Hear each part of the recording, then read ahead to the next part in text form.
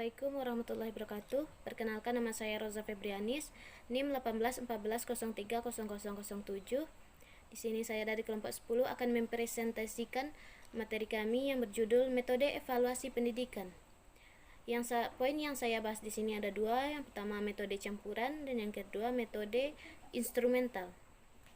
Metode penelitian campuran merupakan suatu pendekatan yang mengombinasikan atau mengasosiasikan bentuk kuantitatif dan bentuk kualitatif.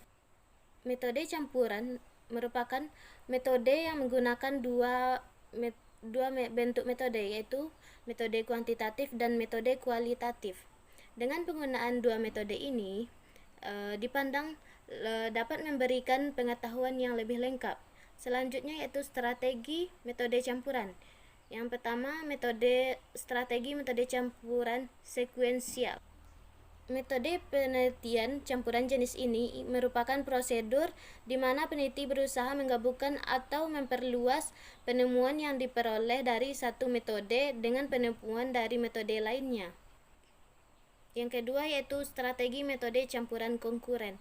Metode penelitian campuran ini merupakan prosedur yang mana peneliti mempertemukan atau menyatukan data kuantitatif dengan data kualitatif guna memperoleh analisis komprehensif atau atas isu atau masalah penelitian. Yang ketiga yaitu prosedur metode campuran transformatif. Pada strategi jenis ini merupakan prosedur yang mana peneliti menggunakan kacamata teoritis sebagai perspektif overarching yang di dalamnya terdiri dari data kualitatif dan data. Yang selanjutnya, tujuan metode campuran. Yang pertama yaitu untuk lebih memahami masalah penelitian dengan mengtriangulasi data kuantitatif yang berupa angka-angka dan data kualitatif yang berupa perincian-perincian deskriptif. Yang kedua yaitu untuk mengeksplorasi pandangan partisipan untuk kemudian dianalisis berdasarkan sampel yang luas. Yang ketiga yaitu untuk memperoleh hasil-hasil statistik kuantitatif dari suatu sampel, kemudian menindaklanjutinya dengan mewawancarai atau mengobservasi sejumlah individu untuk memperoleh penjelasan lebih jauh tentang hasil statistik yang sudah diperoleh. Yang keempat yaitu untuk mengungkap kecenderungan dan hak-hak dari kelompok atau individu-individu yang tertindas. Kemudian prosedur pengumpulan data metode campuran.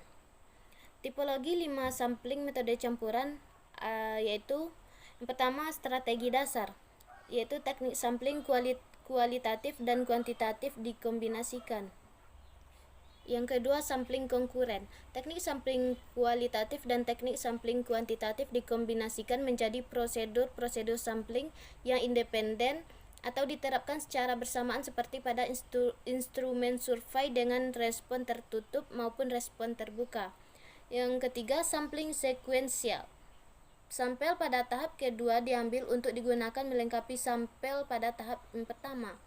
Yang keempat, sampling multilevel, suatu sampling yang diterapkan pada dua atau lebih unit analisis. Yang terakhir, sampling yang menerapkan bentuk kombinasi berdasarkan pada jenis metode campuran. Poin yang kelima yaitu analisis data metode campuran.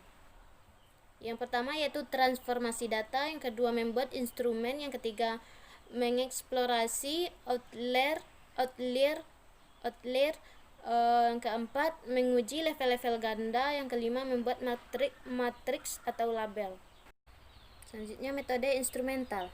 Metode instrumental menggunakan suatu peralatan untuk menentukan kuantitas fisik suatu analitik seperti serapan cahaya, fluoresensi atau konduktivitas.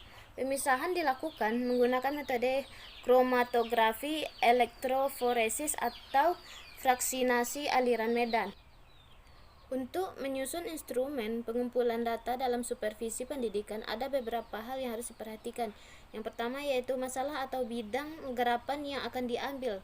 Datanya harus spesifik sehingga dengan mudah dapat menentukan jenis instrumen yang akan digunakan.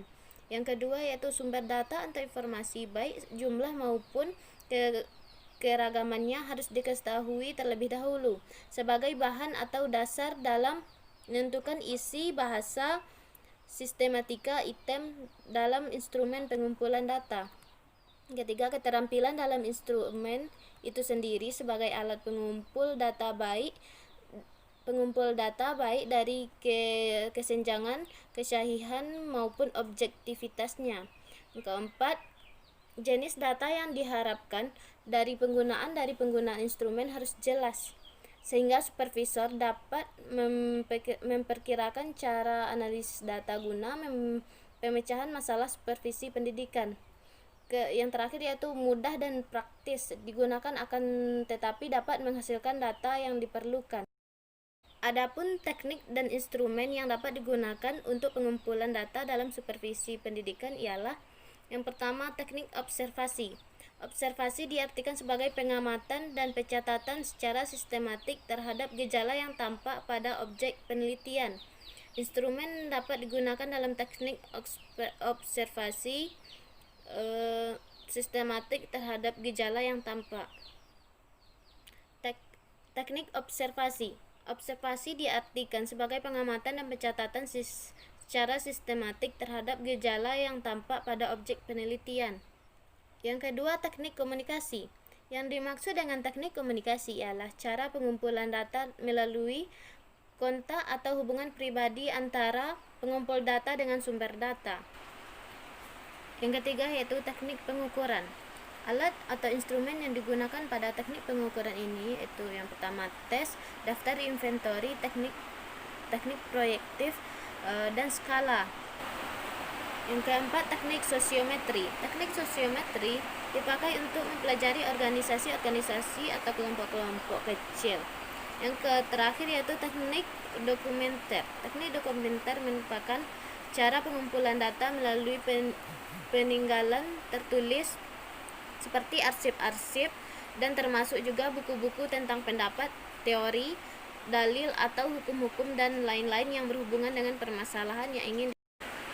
Sekian presentasi dari saya. Wassalamualaikum warahmatullahi wabarakatuh.